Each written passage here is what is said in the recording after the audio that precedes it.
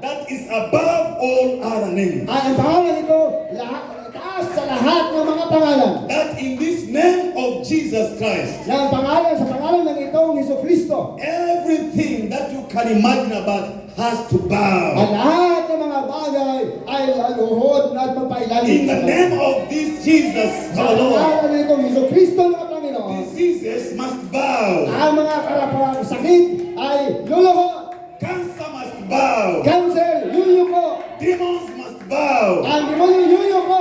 Pressure must bow. Ang mga bagay ay yuyuko. Because his name is above all other names. Dahil ang kanyang pangalan ay mataas sa lahat ng pangalan. Now, for us to nominate, Para sa atin upang mamahala we tayo, must know that just as the nation of Israel, na malaman natin katulad ng bansa ng Israel, God has put us here to fight for Him. inalagay tayo ng Diyos dito upang tayo lumaban, makipagbaka para sa Kanya. For us to dominate, Para sa atin, para tayo makapamahala, we must be able to know what we are fighting. dapat malaman natin sino ba ang ating kalaban at anong inilalabanan. Ephesians 6:12. Sa Episo 6:12.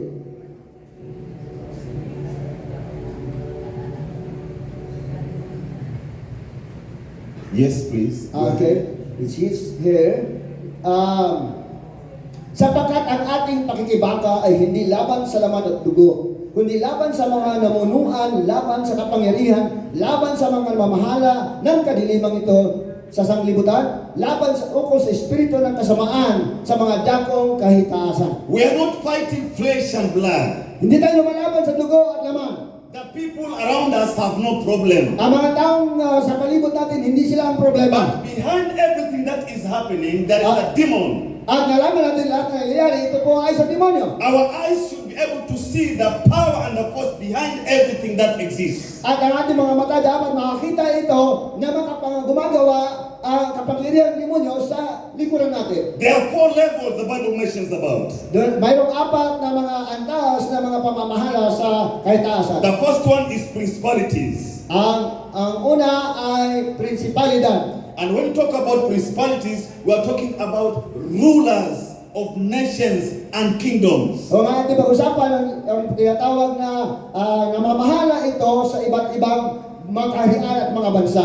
Sometimes the political decisions that they make is not because of them. That is the principalities that are governing them. At minsan ay gumagawa mga politicians, mga politiko, mga bagay, pero hindi sila talagang gumagawa ng kundi sa likuran na nag-influence sa kanila. Daniel saw this in Daniel 10:13. When he started praying, then the prince of Persia came and blocked the angels who was come to give the answer. Nakita ito ni Daniel sa Daniel chapter 10 verse 13 na nakita ni Daniel na sabang siya nanalangin, bumaba ang prinsipe sa Persia at mumaharang sa kanyang panalangin. And in verse 20, the prince of Greece was also there. At prinsipe ng Persia.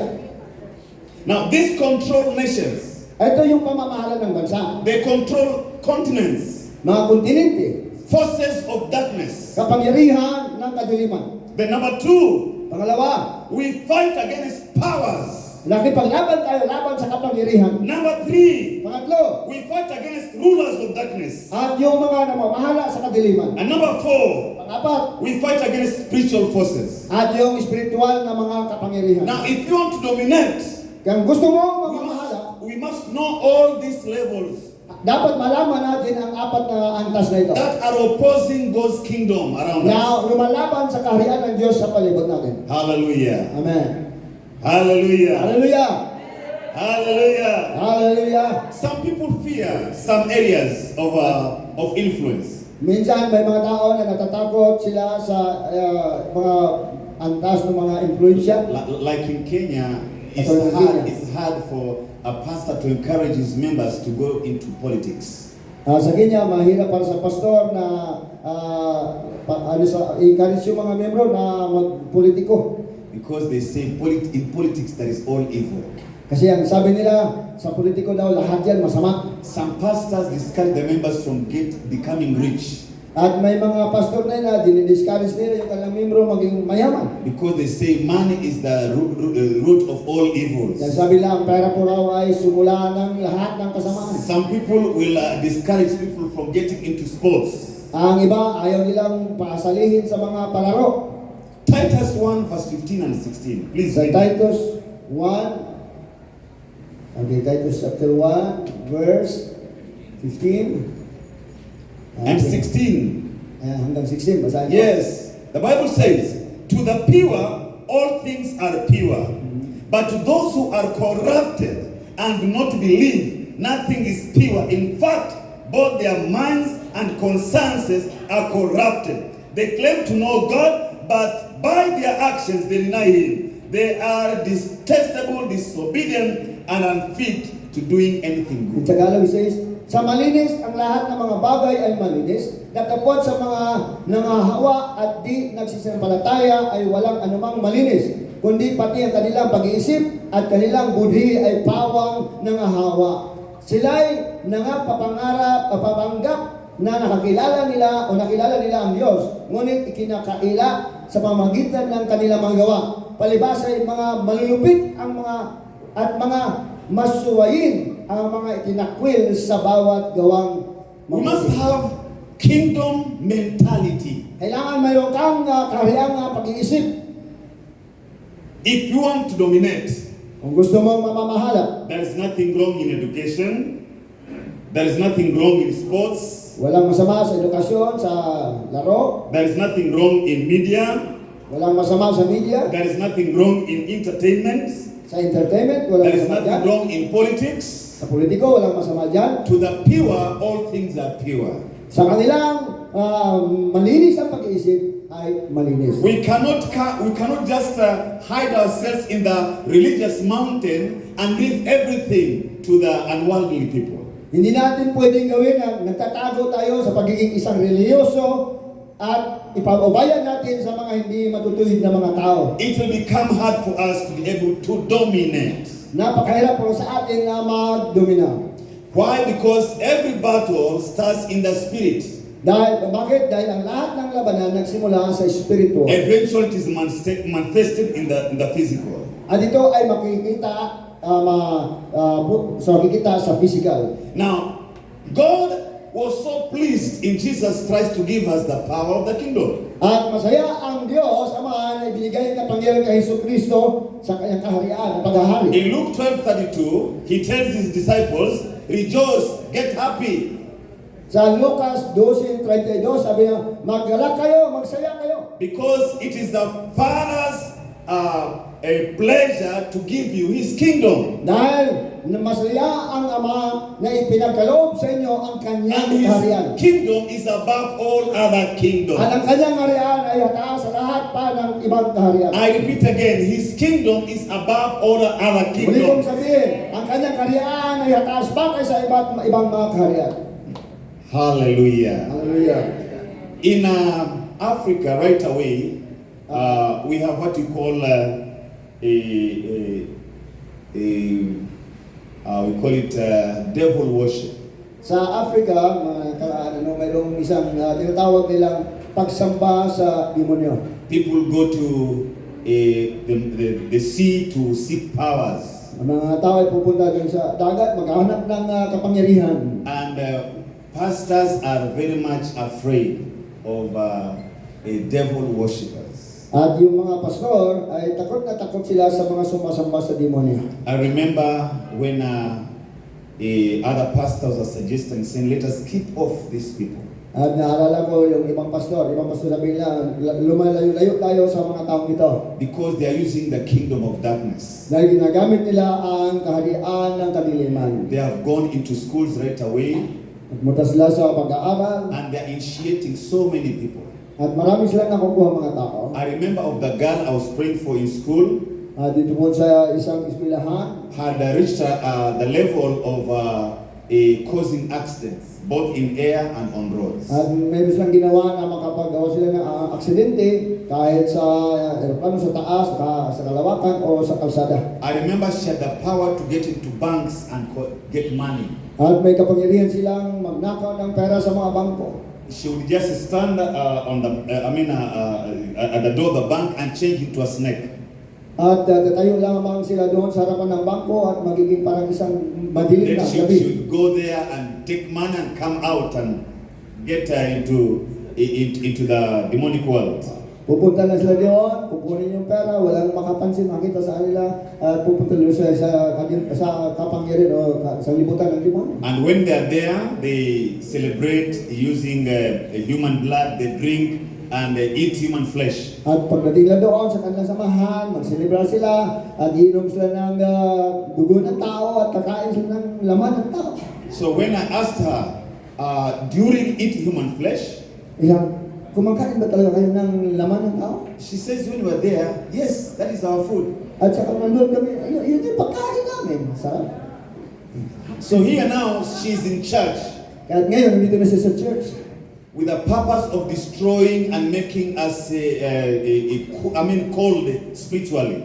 At nandun siya sa church namin, sa simbahan, para ang mission niya ay maghasik siya ng masamang espiritu na kami ay manglalamig. But I thank God because God delivered her. Pero salamat sa Diyos, pinalaya siya ng Panginoon. She was given a spiritual husband. At binigyan siya ng spiritual na asawa. And for about 2 years, she was not experiencing a menstrual cycle. At 2 years, hindi siya nakakaranas.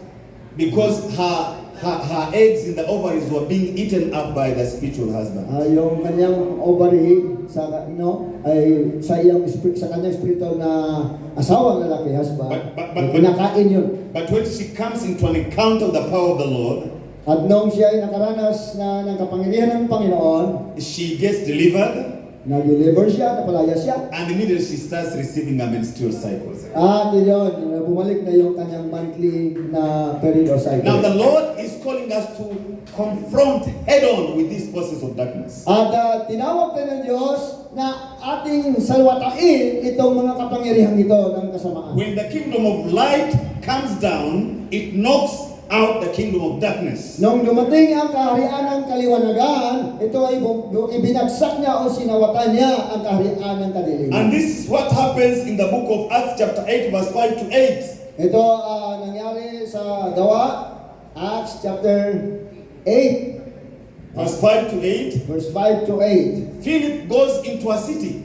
At dumating si Philip doon sa isang And siyudad, this city is Samaria. at ang siyudad na ito ay Samaria. And in this city there were so many things that were happening that were evil. At dito sa siyudad na ito, maraming mga nagaganap na mga masasamang bagay. But Paul goes there with the power of the heavenly God. At ang kapangyarihan ng Diyos nandoon, at ang kapangyarihan ng langit, Diyos na mula sa langit. His name is God of gods.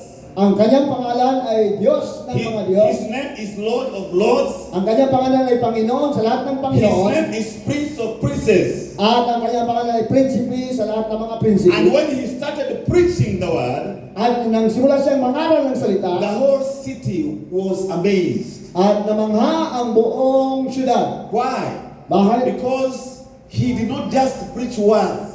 At dahil hindi lang siya nangaral basta ng salita He did lamang, not just preach knowledge. hindi siya nangaral ng kaalaman lamang. There was power of God accompanying what he was preaching. At dahil mayroong kapangyarihan ng Diyos na ipinakita na hayag habang siya nangangaral. Now, if you want to dominate this world, Kung nais mong mamamahala sa we mundo ito, must know the power we carry. at dapat malaman natin anong kapangyarihan na bitbit The natin. power to heal the sick, Kapangyarihan sa pagpagaling ng mga the sakit, power to drive out demons, kapangyarihan pagpalayas ng the demonyo, power to declare freedom kapangyarihan na magdeklara ng kalayaan to people. sa mga tao.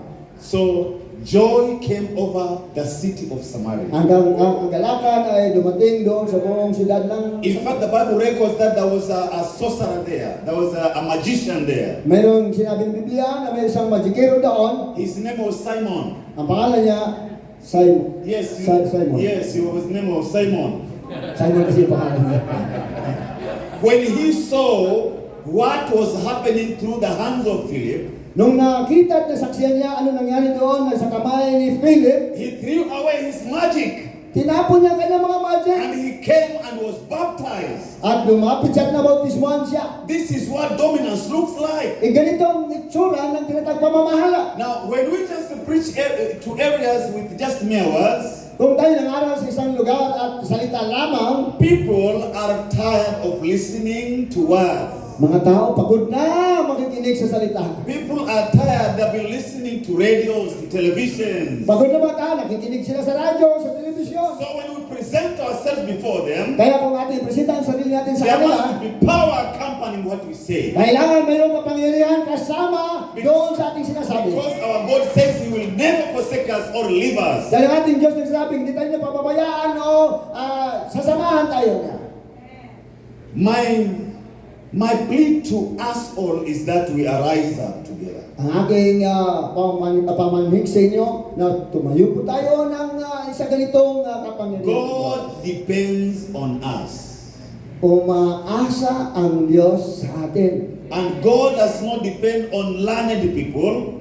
Hindi ang Diyos umaasa sa God depends on the ordinary people. ng mga kilalang tao, kundi sa ordinaryong tao. Acts chapter 4 verse 13. Sa Gawa 4:13, When they saw what Peter and John had done nung makasaksiyan natin ang anong ginawa ni Peter at ni Juan, by causing the person who was crippled to walk, na yung isang pilay ay nakalakad, they were marveled. may mga nanay Now, doon, because they were jealous of what was happening, because people were coming to listen to them, at dahil siya ay nag-iinggit sa daming tao nakikinig sa kanila, they wanted to quieten them so that they don't speak again. at gusto ng mga tao nito na patahimikin sila upang hindi na mangaral pa muli. But surprisingly, they watched them carefully and saw that these were ordinary men.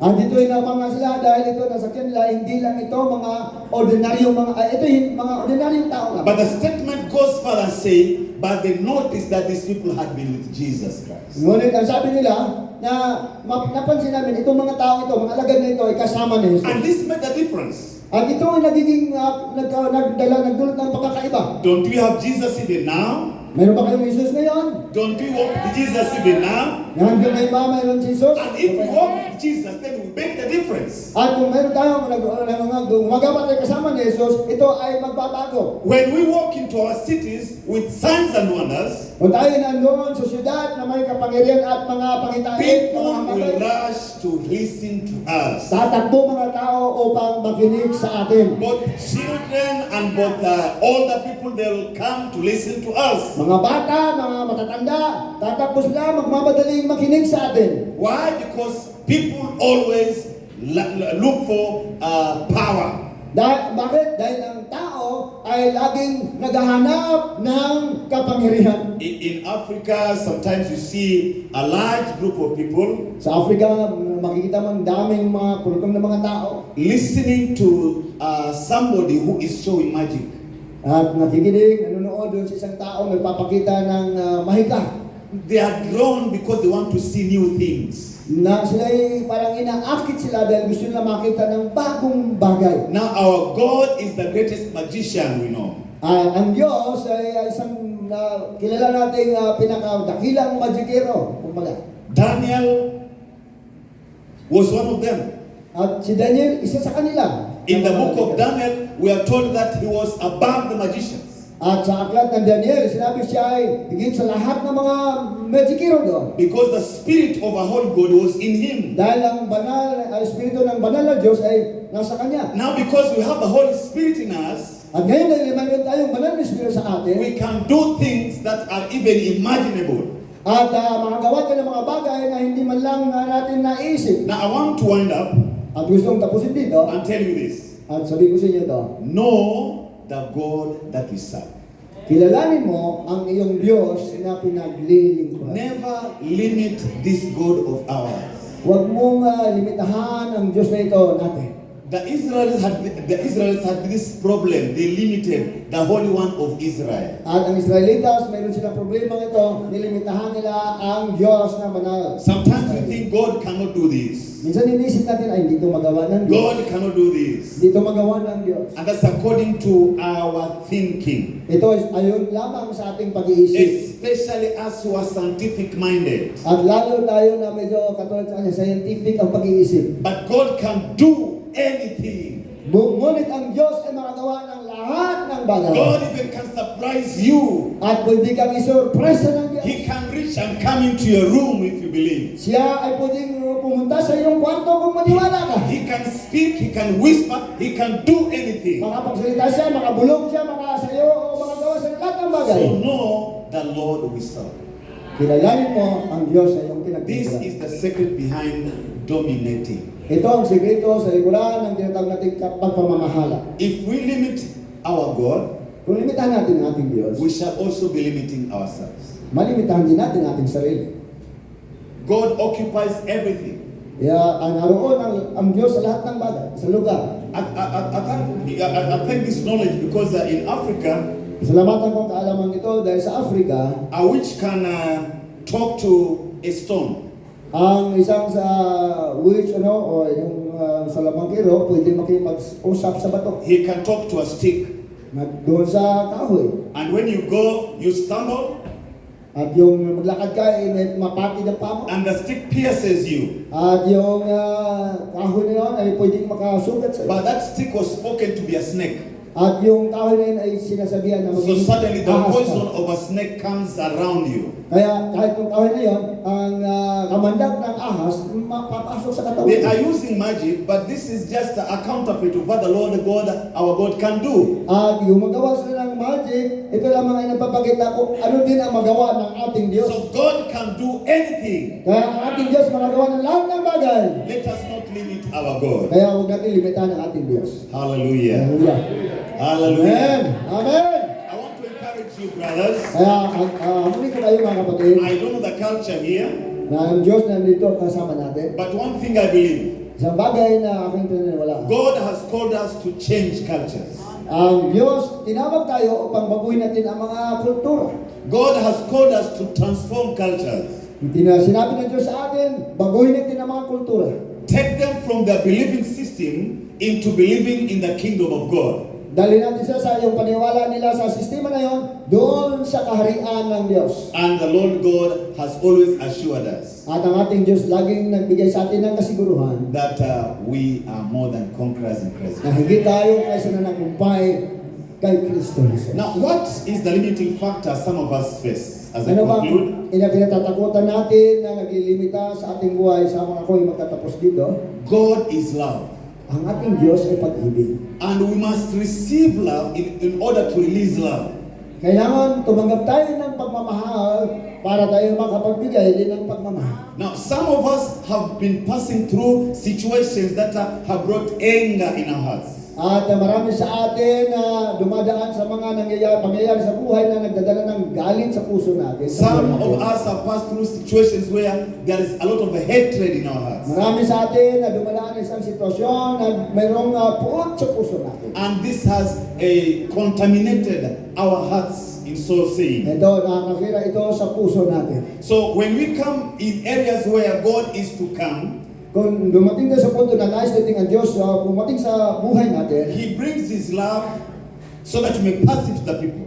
at nila niya itong pag-ibig nito sa atin upang maibigay natin sa ibang tao. But because our hearts have been wounded, Subalit yung ating puso ay sugatan, because our hearts have been corrupted, ay ating puso ay nasisira, we cannot receive this love to release to the people. hindi natin matanggap ang pag-ibig na ito ng Diyos upang ibigay naman din sa iba. People love all these other gifts, I know. Alam mo na ang mga tao ay umiibig sa ibang mga kaloob, Gift of prophecy, kaloob ng propesya, evangelism, pag-evangelism, apostle, and apostol, all these other gifts. sa lahat ng iba pang mga But the Bible kaloob. encourages that these ones will work best when there is love. At ito, mangyayari at magaganap lang ito kung mayroong pag-ibig. Without love, everything becomes nothing. Kung walang pag-ibig, lahat ng bagay ay walang kabuluhan. Paul says, even if I'm able to prophesy using the languages of angels and a human being, if I don't have love, I'm nothing. Sabi ni Pablo, kahit makapagsalita pa ako ng salita ng mga anghel,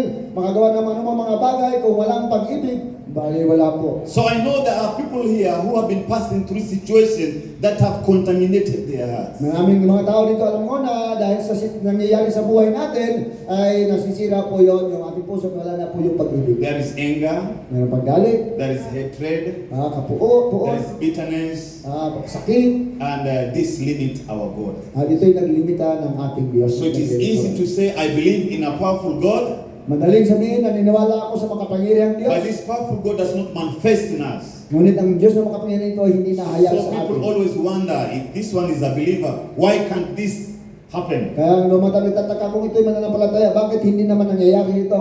The Bible becomes like a history, a historical book to us. Ang Biblia naging kasaysayan na lang sa atin, And this is not, it's not supposed to be the case. hindi dapat ganun. God has called us into an area of action. Ang Diyos tinawag tayo doon sa isang lugar na tayo gaganap at It gagawa. is releasing love, releasing power, releasing grace everywhere we go. Pinahayag natin ang pag-ibig, kapangyarihan sa lahat ng dako na tayo naroon. Why? Because we are the light of this world. Bakit? Dahil tayo ang liwanag ng isang And liwanag we ito. should always shine. At lagi tayong nagliliwanag. Let us arise. Tumay patay na. I want to teach you a Swahili song. So I think Musicians these back. Yeah. players can come here. Players, may tuturo siyang kanta sa atin. Swahili, yes, Swahili. Healing song. Sa kanya yun. Sa kanya lang. Kanyang Kasang lingwahe. Healing song. Ito.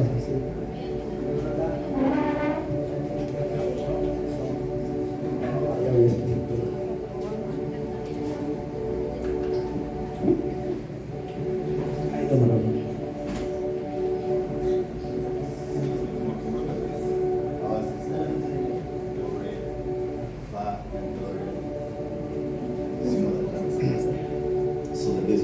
So this song is about the love of God. Ananipenda. Ananipenda. Ananipenda. Ananipinda. Which means God loves me. Ananipenda. Ananipinda. Mokosi. Mokosi. Ananipenda. Ananipenda. Mokosi. Mokosi. Ananipenda. Ananipenda. Mokosi. Dili mokosi ha. Mokosi. You are ready? I want to. Ananipenda mokosi. Kaya patigasan. Ananipenda mokosi. Ananipenda.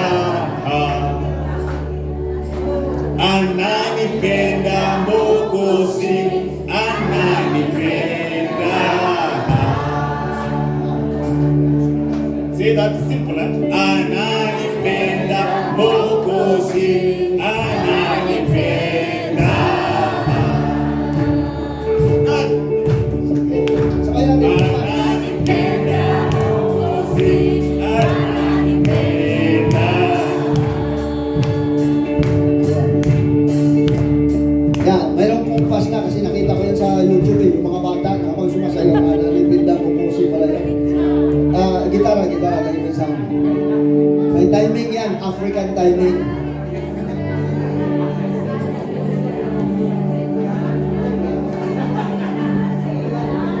Speaker ate. Tawag na tayo.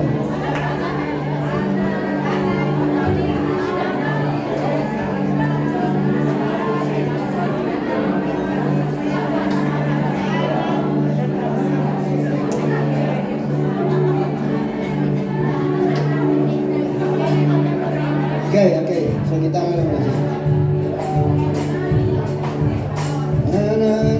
May dala silang ano, bayok. Yung mga nahuli nilang mga usa. Pero nakabahag yun. History. Okay.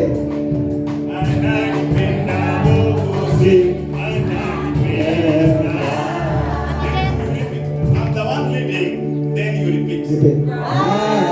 Sunod. Yeah.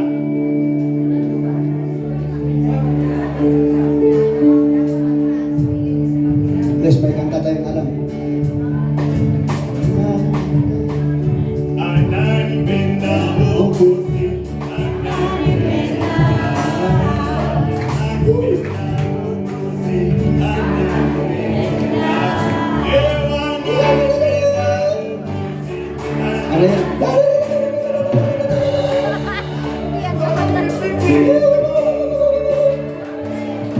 I say this, please. Yeah? I lead and then you repeat after me. It's like this. I say, Ananipenda Mwokozi, ananipenda. And then you go, Ananipenda Mwokozi, ananipenda.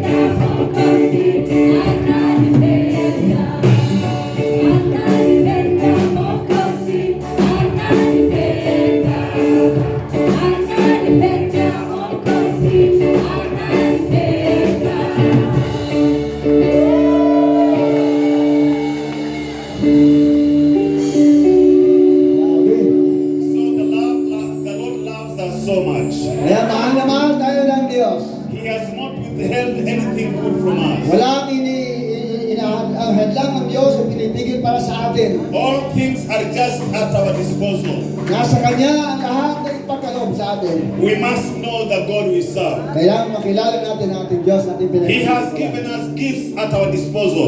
Nasa Kanyang kamay, handang ibigay ang lahat ng mga kaloob. He has given us power at our disposal. Binigay, nasa Kanyang kapangyarihan at nasa Kanyang kamay, ano bang oras He pagkaloob has sa given atin. us weapons of righteousness at our disposal. At mga sandakan ng katuwiran, nasa Kanyang mga kamay, ano The bang oras devil has pagkaloob. no authority before us. Wala kapangyarihan ng demonyo sa atin. The devil has no permission before us. Wala siyang karapatan sa atin. The devil cannot stand before us. Hindi na makakatayo ang demonyo sa harapan natin. Because the Lord God has given us all the weapons we require. At dahil ang lahat na kailangan natin kapangyarihan ay pinagkaloob ng Diyos And sa we atin. are more than victors. We are more than conquerors in Christ Jesus. Tayo ay makapangyarihan para nagtupay kay Kristo Jesus. So I said I just want to pray for people.